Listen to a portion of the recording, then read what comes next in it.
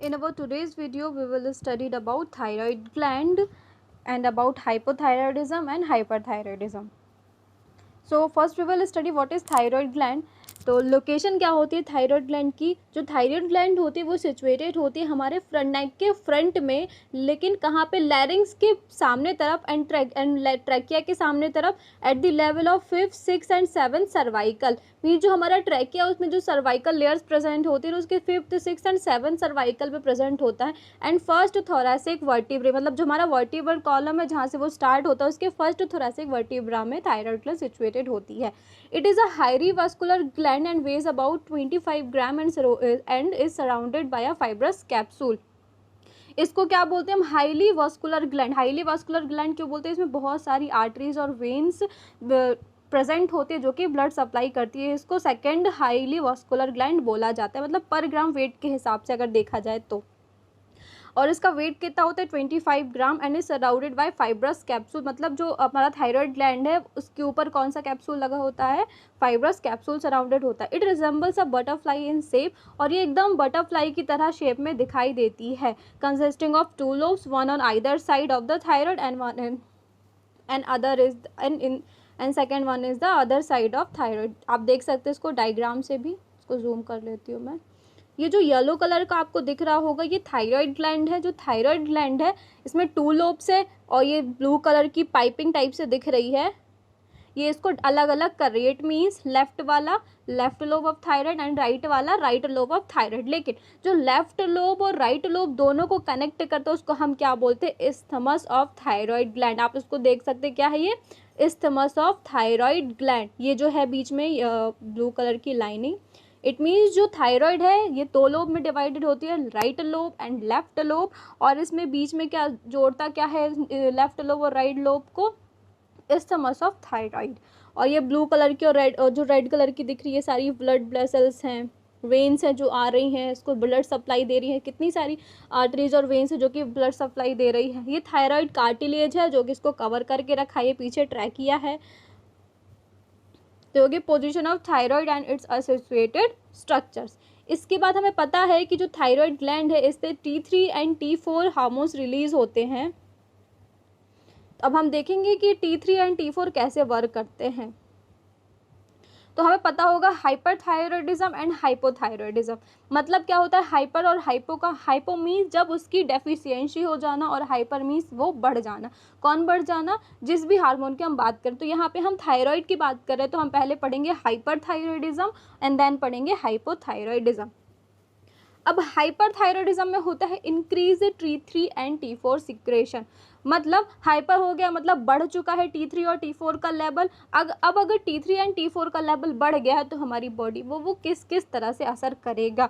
और same wise हम इसके साथ पैरेलली पढ़ते जाएंगे। हाइपोथायरॉयडिज्म में मीन्स घट गई है T3 एंड T4 का सिक्रेशन, तो उसमें क्या क्या वो हमारी बॉडी में इफेक्ट करेगा। तो सबसे पहले हम देखेंगे T3 एंड T4 का सिक्रेशन अगर बढ़ा हुआ है तो क्या करेगा वो? इंक्रीज्ड बेसल मेटाबॉलिक रेट, मतलब वो मेटाबॉलिक रेट को बढ़ाएगा, मेटाबॉलिज्म को बढ़ाएगा अगर T3 एंड T4 का सिक्रेशन बढ़ा है। लेकिन अगर वही कम है तो जस्ट अपोजिट क्या करेगा? Decrease basal metabolic rate. ठीक है। इसके बाद अगर हमारे अंदर हाइपरथायरॉयडिज्म डिसीज आ गई है तो क्या होगा? एंजाइटी होगी, हमें घबराहट होगी, फिजिकल रेस्टलेसनेस, हम बिना काम के ज़्यादा थका थका महसूस करेंगे, मेंटल एक्साइटेबिलिटी, मतलब हम जल्दी एक्साइटेड हो जाएंगे। फिर इसके बाद अगर हमारा थायराइड लेवल क्या है? कम है, तो हमें डिप्रेशन होगा, साइकोसिस होगा, मेंटल स्लोनेस होगा, लेथर्जी होगा, मतलब हम बेमतलब के ही परेशान रहेंगे, पागलों की तरह हरकतें करने लगेंगे। ठीक है। इसके अलावा अगर हाइपोथायरॉयडिज्म है इसका सबसे मेन इफेक्ट है हेयर लॉस। अगर आपको हाइपोथायरॉयडिज्म है तो आपका हेयर लॉस बहुत ही ज़्यादा होता है। इसके अलावा अगर हाइपोथायरॉयडिज्म है तो ड्राई स्किन और ब्रिटल हेयर। ब्रिटल हेयर मतलब टूटने लगते हैं हेयर जल्दी जल्दी, मतलब थोड़े से में भी टूट जाते हैं। फिर हाइपरथायरॉयडिज्म में और क्या होता है? ट्रैकीकार्डिया, पाल्पिटेशन और एट्रियल फाइब्रिलेशन। मींस आपकी हार्ट रेट बहुत ज़्यादा बढ़ जाती है। जो ट्रैकीकार्डिया इसका मतलब क्या है? इंक्रीज्ड हार्ट बीट, मतलब पाल्पिटेशन। और पाल्पिटेशन मतलब जो हार्ट में लव डब का साउंड होता है ना, वो ज़्यादा ही बढ़ जाता है, जिसकी वजह से हम कहीं पे भी टच करें तो वहाँ पे हमें धड़कनें सुनाई देने लगती हैं। मीन्स अगर आप हाथ को पकड़े आप खुद की धड़कनें खुद महसूस कर सकते हो, उसको पाल्पिटेशन बोलते हैं। फिर हाइपोथायराइडिज्म मीन जब हमारे अंदर T3 एंड T4 का सिक्रेशन कम हो रहा होता है तो क्या हो जाता है, ब्रेडिकार्डिया मीन्स ट्रैकीकार्डिया में क्या हो रहा था, धड़कनें बढ़ी हुई थी, हार्ट रेट बढ़ा हुआ था, इसमें सब कुछ कम हो जाएगा। फिर हाइपोथायराइडिज्म में warm sweaty skin, heat and tolerance, मतलब अगर आपको हाइपोथायराइडिज्म है तो आपको क्या होगा, बहुत ज़्यादा पसीना आएगा और आप गर्मी बर्दाश्त नहीं कर पाओगे। लेकिन वहीं आपको हाइपोथायराइडिज्म है तो ड्राई कोल्ड स्किन और प्रॉन टू हाइपोथर्मिया, आपकी जो क्या हो जाएगी, स्किन ड्राई तो होगी लेकिन कोल्ड स्किन रहेगी। फिर इसके बाद अगर हाइपोथायराइडिज्म है तो एक इसका सिम्टम डायरिया भी है, वेट लॉस भी है, गुड एपेटाइट है, क्योंकि वेट लॉस क्यों होगा, क्योंकि इंक्रीज मेटाबॉलिक रेट है। अगर आपका मेटाबॉलिज्म बढ़ा हुआ है तो ऑब्वियस है कि आपका वेट लॉस होगा। जब वेट लॉस होगा और मेटाबॉलिक रेट क्या है हमारा, बढ़ा हुआ है, तो हमारी एपेटाइट भी अच्छी होगी, हमें भूख भी लगेगी और हम हेल्दी भी रहेंगे। फिर एक्सोप्थालमस इन ग्रेव्स डिसीज, इसका मतलब क्या, एक्सोप्थालमस इन ग्रेव्स डिसीज क्या होता है, हमारी जो आंखें हैं उसके जो ये पुतली है ये बाहर को उभरी हुई दिखाई देती है, इसको हम ग्रेव्स डिसीज बोलते हैं। और एक्सोप्थालमस एक बीमारी होती है जो कि थायराइड की कमी की वजह से, या नहीं सॉरी, थायराइड की बढ़ने की वजह से दिखाई देती है। इसके बाद है वेट गेन और एनारोक्सिया। वेट गेन और एनारोक्सिया क्या है, या तो हाइपोथायराइडिज्म की वजह से आपका वेट बढ़ेगा, लेकिन अगर एनारोक्सिया हो गया है आपको, एनारोक्सिया को हम कैसे बोलेंगे, जो एनारोक्सिया में क्या होता है, हमें डर होता है कि हम मोटे ना हो जाए, इस डर की वजह से हम खाना खाना ही बंद कर देते हैं, मतलब बहुत कम कर देते हैं और दिन ब दिन हम बहुत दुबले और दुबले और दुबले होते जाते हैं। तो ये सारे सिम्टम्स है आपके हाइपोथायराइडिज्म के और हाइपरथायराइडिज्म के। इसके बाद तो हमें T3 और T4 का पूरा एकदम डिटेल में मिल चुका है कि हाइपोथायराइडिज्म है तो क्या क्या होगा, हमारी बॉडी में क्या क्या इफेक्ट करेगी, हाइपरथायराइडिज्म है तो हमारी बॉडी कैसे इफेक्ट करेगी। अब हम T3 एंड T4 के बारे में थोड़ा सा पढ़ लेते हैं।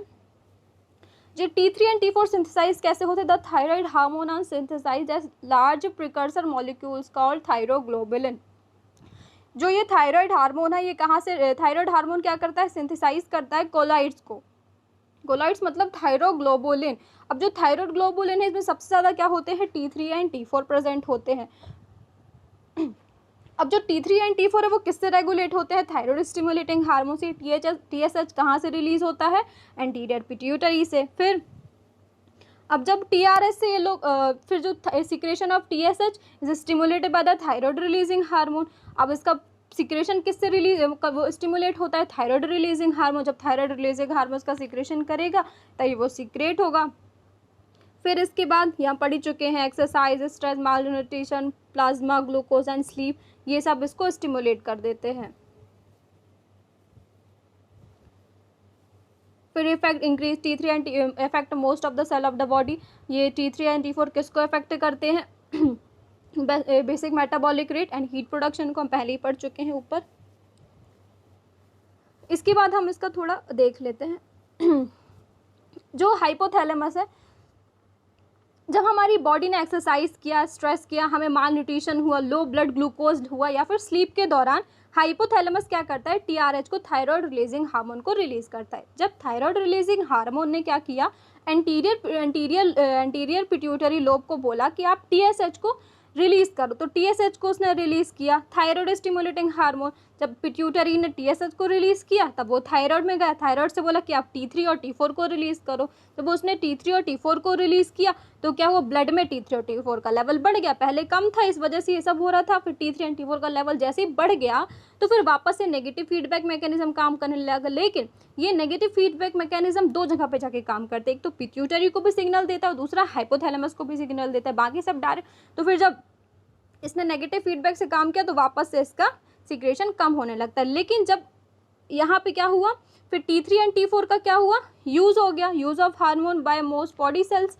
जब T3 एंड T4 ना यूज हो गया तो फिर से लेवल कम हो गया, तो फिर से पॉजिटिव फीडबैक मैकेनिज्म का लिए किसके पास जाता है, डायरेक्टली हाइपोथैलेमस के पास। नेगेटिव फीडबैक मैकेनिज्म किसके पास जाता है, कि कम करने के लिए एंटीरियर पिट्यूटरी को और हाइपोथैलेमस दोनों को। अगर बढ़ा हुआ है तो पिट्यूटरी के पास भी जाएगा सिग्नल और हाइपोथैलेमस के भी पास जाएगा, लेकिन अगर घटा हुआ है लेवल तो सिर्फ हाइपोथैलेमस के पास जाएगा कि आप TRH को रिलीज करो। इसके बाद हम साथ में कैल्सिटोनिन भी पढ़ लेते हैं यहीं पे। कैल्सिटोनिन है क्या, ये भी थायराइड ग्लैंड से रिलीज होता है हार्मोन, लेकिन कहाँ से, पैराफॉलिकुलर और सी सेल से।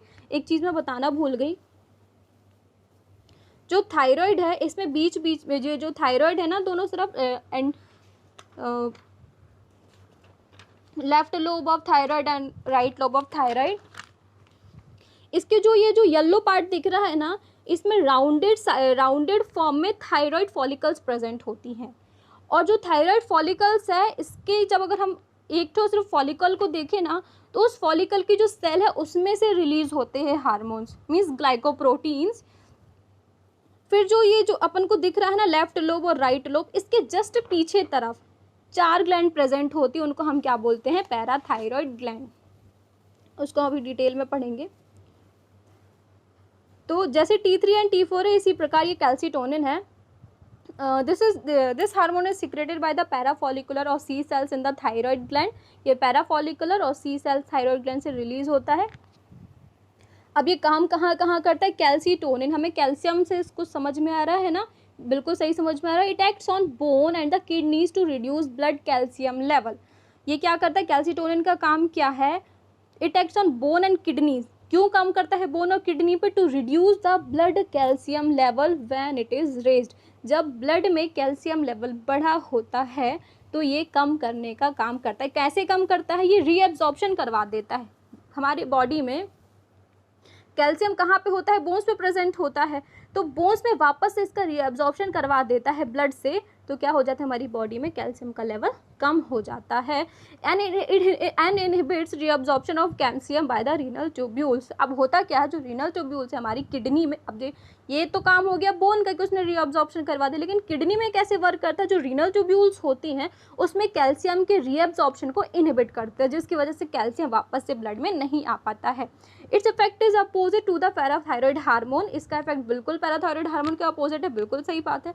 The hormone secreted by the parathyroid glands भी release of calcitonin is stimulated by an increase in the blood calcium level. जब हमारे ब्लड में कैल्शियम का लेवल बढ़ा होता है तभी कैल्सिटोनिन रिलीज होता है। बिल्कुल ये भी मैकेनिज्म है, जिस चीज़ की कमी होती है उसी को हाइपोथैलेमस बोलता है कि आप रिलीज करवाओ।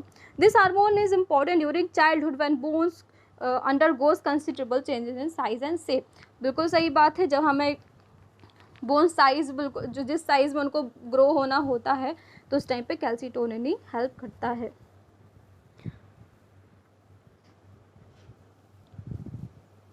इसके बाद हम पढ़ेंगे पैराथायरॉयड ग्लैंड्स, लेकिन अपनी नेक्स्ट वीडियो में। Thank you.